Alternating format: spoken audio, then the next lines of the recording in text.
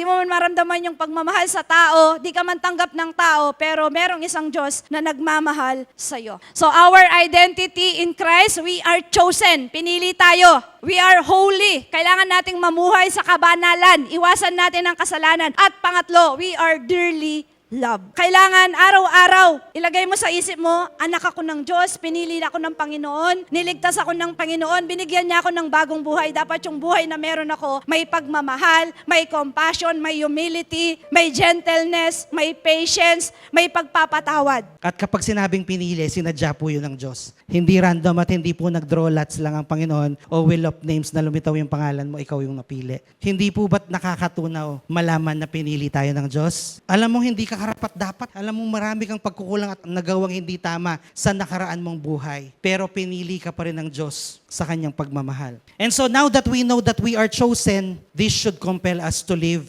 as one chosen by God. Tama ba?